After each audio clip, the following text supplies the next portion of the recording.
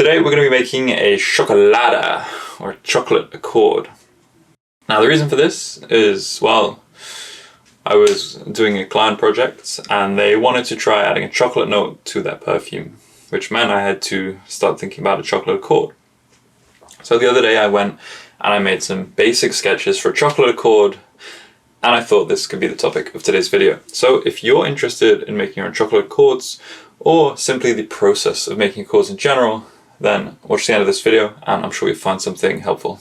Right, so my first port of call for the chocolate accord was I remembered that in the book A Diary of a Nose, this book here by Jean-Claude Lehner, well, he's got a section in the back of the book where he goes over some kind of really nice minimal combinations that you can use to make some basic accords, and one of those is chocolate. So what he says is, if you want to make a basic chocolate accord, you can combine isobutyl phenylacetate with vanillin. And then he also says there's different types of chocolate you can make. So that's kind of like the basic chocolate accord. But if you want to make plain chocolate, then you can go and add a little bit of patchouli to that. If you want to make a ganache, a little bit of civet. If you want to make orange chocolate, then you add orange. Mint chocolate, then you add spearmint.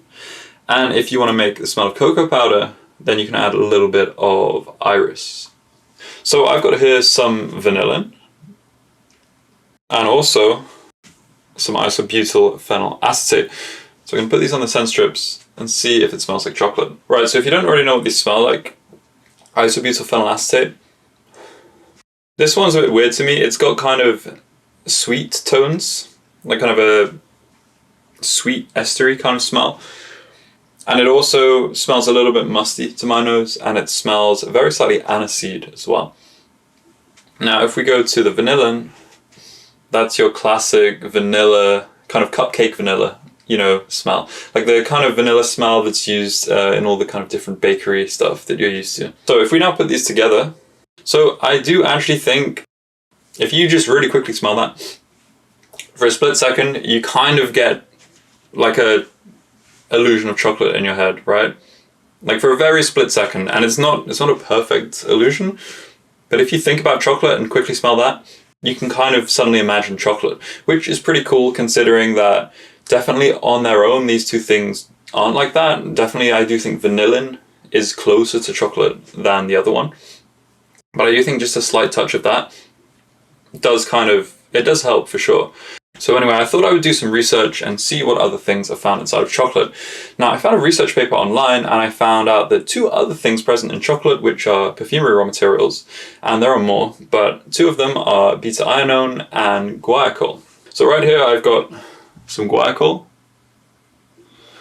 So this stuff's pretty strong, and what it smells like to me is, firstly smells like vanilla, but it smells more kind of eugenolic, a bit more spicy, a little bit more towards cloves. So in terms of, say, flowers, something like carnations, for example. And it's got a little bit of almost like, let's say, a leathery, slightly smoky aspect to it as well. So it's kind of like a smoky vanilla. Now next we've got beta-ionone. And this one's quite interesting because it's a lot more floral, a little bit fruity. And to me this one is somewhere in between the smell of raspberries and violets, and you also find it in rose and that kind of thing. So what I'm going to do is I'm going to take these two here, and then I'm now going to add these to the other two that we already had. So when I smell this, first of all, these two new things that we added, the guaiacol and the ionone, they are pretty strong, so they do overpower it a little. But reading between the lines, if you go and smell the whole thing, it does definitely add something to that kind of chocolatey smell from before. I do think it needs to be rebalanced for sure, but I definitely see both of these things fitting quite nicely, and I think the reason is because the vanillin on its own is kind of the classic sweet vanilla smell, but I feel like the guaiacol, that more kind of smoky vanilla, it adds more of like a realistic touch. Then on the other hand, the ionone, so this one is quite interesting. It adds this slight kind of, let's say, luxurious, like slight kind of floral feel. It just adds this complexity and this kind of smooth velvety luxury to it. I think that's I think that's what it is. It's kind of a velvet kind of luxury feeling, which is very much associated with chocolate. So if it's found in chocolate indeed, then I'm all for this being in here. So next, going back to Jean-Claude's book, one of the things he mentioned was actually adding a touch of civet for more of a ganache. And since I want to go for kind of a general, just very nice, let's say kind of sweet, gourmand, decadent chocolate smell, I thought this might fit the bill. So I thought we would try a little bit of civet as well. So yeah, civet on its own, even though I put it at a lower dilution than the rest of the things, it still smells really strong. Honestly, it's kind of disgusting smell. It's basically fart gas kind of smell, and kind of like manure, that kind of thing.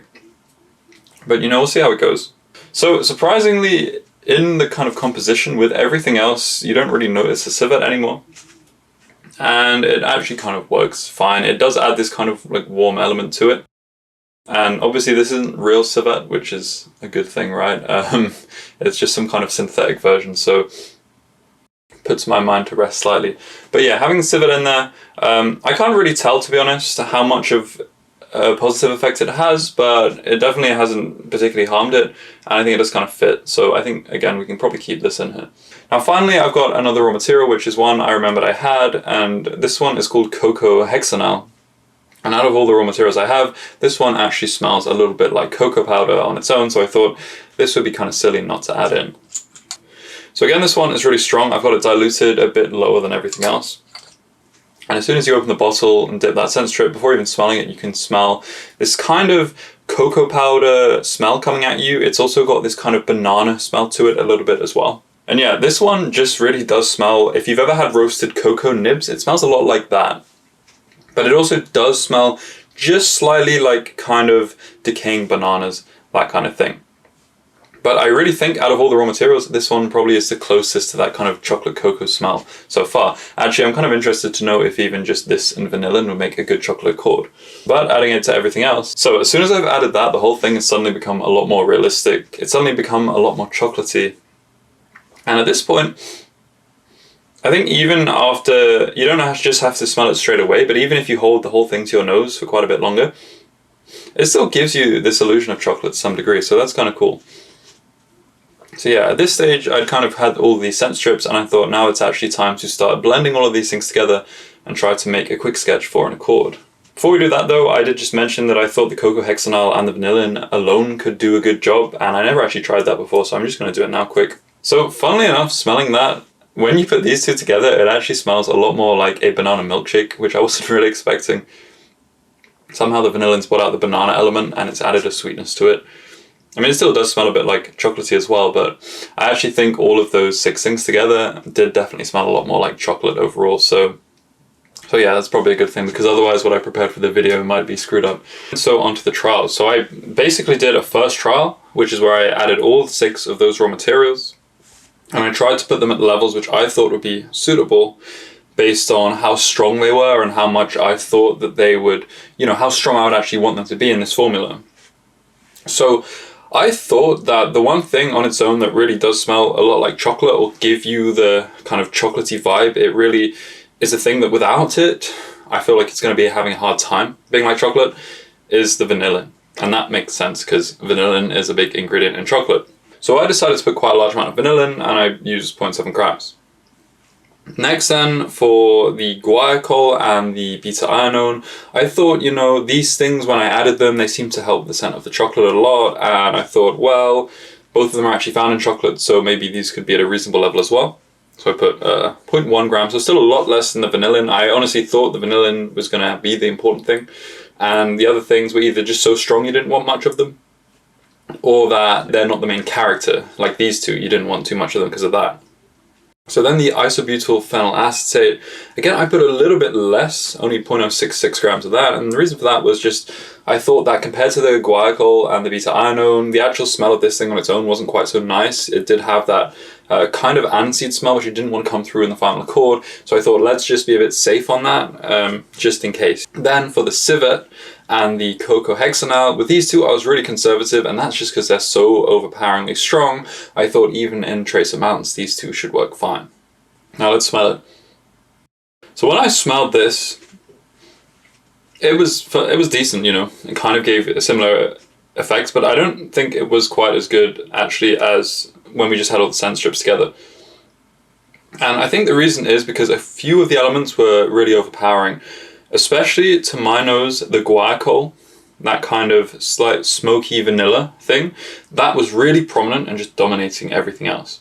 I guess maybe this brought it more in the direction of a blonde chocolate, and I've been going more for a milk chocolate, but either way, it's just too much of that thing. And then also I thought the Ironone as well was a little bit too dominant. Now on the flip side, I felt like I couldn't really smell the Coco Hexanal, that kind of cocoa powder smell, which I thought was actually doing a really good job out of all the individual raw materials. So I thought I would bring that up again, and that's what I did in the second trial. Now the second trial, I did those things, and yeah, this one just smells a lot better. And actually, this one's pretty cool because it actually kind of smells like milk chocolate. Now I was pretty happy with this trial, so much so that I actually decided to stop here, and this was just my final version. Now it is definitely still a bit of a minimalist chocolate accord. It doesn't capture the full complexity of the real smell of chocolate, but when you smell it and keep holding it at your nose for a few seconds, it does create this illusion of chocolate and continue to keep smelling like chocolate for a while, which I think is pretty cool. When you keep smelling into it, eventually you start to notice the components coming out, especially the isobutyl acetate. You start to get a bit of that, and then, you know, it starts to feel a bit not so natural. And then also, I think the Coco Hexanal now, you can smell it. Obviously, if you didn't know what that smelled like on its own, you probably wouldn't worry about it. But overall, I think the thing's quite balanced. You've got these kind of subtle, fruity Ironone notes in the background, which don't really make themselves too present, but they just come and add this kind of luxury, velvety feel to the chocolate. Then the civet, you don't really notice it. Actually, honestly, I don't know if that is necessary. I should probably do a trial without it to see what the effect is. But either way, it seems to work fine.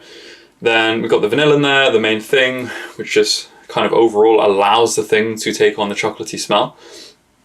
And then the guaiacol, now it's a lot more toned down. You don't really notice it on its own anymore, but I still think you can kind of feel the effect. It just adds this kind of dimensionality to it. And yeah, overall, honestly, it's a pretty cool chocolate accord. So now we're here, I thought we might as well go through the rest of the combinations in Jean-Claude's page on chocolate in the book. And I didn't actually do this yet, but I thought, you know, now we've got the chocolate accord, why not try them? So he said for milk chocolate, you can add patchouli. So I've got some patchouli here. Now, honestly, I don't really get this one. To me, I don't know, I don't think it really smells more like milk chocolate. I think we already did a pretty good job with the milk chocolate, but to me, it just kind of adds a smell of patchouli. So I don't know. Maybe it just needs a trace amount, but I'm not seeing it. Next, I'll add a little bit of sweet orange. So this one actually does a really good job, and I think that makes a lot of sense because I'm pretty sure what orange chocolate is just chocolate with orange oil added anyway, and we've literally got our chocolate accord with some sweet orange oil. And this one really reminds me of the Terry's chocolate orange. I don't know if you guys have that, but especially if you're from the UK, there's this kind of chocolate orange that you can get and a taste of orange chocolate. So this smells pretty much like that, which is perfect. Next we have spearmint. So the idea of this one is After Eights, another kind of chocolate, which is just chocolate, dark chocolate with like a mint thing inside of it. So the spearmint's very strong. So let's try smelling it with the spearmint a bit further away. So yeah, this one does a pretty good job as well. And again, it's probably because that chocolate is literally chocolate with a bit of mint oil. So this one, I think spearmint is so strong, it's probably a bit more tricky to dose, so you just have to be careful if you're actually going to make this to make sure that spearmint is toned down quite a bit. But yeah, I mean, it works pretty well, so this one's good too. So finally, we've got the Oris, and I'm using for Oris Jivko because I don't actually have Oris, but this one should be close enough. So this one's a bit funny. Funny in that I don't really think this particularly smells like cocoa powder. I actually think the Coco Hexanal on its own really does smell like cocoa powder, but adding the Oris doesn't necessarily do a better job than that. But I can kind of see where it's coming from as well, because it does add this kind of, you know, dark kind of powdery element in the background. And I can kind of see how you know, maybe if you didn't have the Coco Hexanal, like this could be, you know, something else that you could use for kind of like a more crude illusion of the cocoa powder.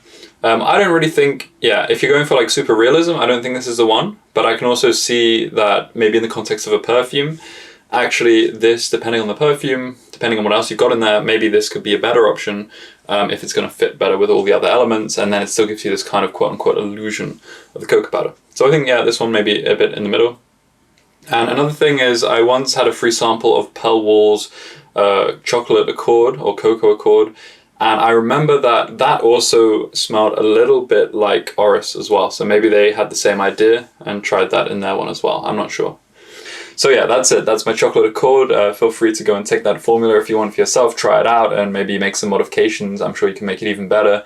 If you come up with an improvement, then do let me know, because I would be interested. Now, one final thing I will say is, if you really want a realistic chocolate note, I would consider getting Cocoa Absolute. This is something that I don't actually own myself, so I can't smell it and let you guys know what it smells like. But at some point I hope to pick some up. So maybe if I get some of that in the future, we can go and compare how real Cocoa Absolute smells compared to the Accord. And the reason that I think this is going to be very good if you want an accurate chocolate smell is simply that chocolate has so many different aroma chemicals inside of it. It's one of those really, really complex natural things. And not only do you have the natural smells from the cocoa beans, when they're roasted, all of those reactions go and create even more chemicals. So you've got so many different things inside of that when you go and extract it out. It's not really possible to go and recreate that smell in high fidelity using just a couple of things. So here I feel like, considering that we were trying to create a very complex smell with just a few things, we did a pretty good job of creating an illusion. But it is just this kind of minimalistic illusion version of a chocolate accord. I strongly suspect that if you want a good realistic chocolate smell, then some kind of extract from chocolate or the cocoa beans themselves would probably be the best option. So that said, that's chocolate accord. Now, if you're interested in help with your own perfumery, I do also offer online perfumery tutoring over video call. So if you're interested in that, then feel free to DM me on Instagram. And apart from that, I hope you enjoyed this video. Hope you learned something, hope you got something out of it, and also do let me know if there are any other accords that you're specifically interested in me trying, because if there's one particular accord that a load of people really want me to do, then there's a good chance that I'll make a video on it. So until next time, good luck with your perfumery, and I'll see you in the next video.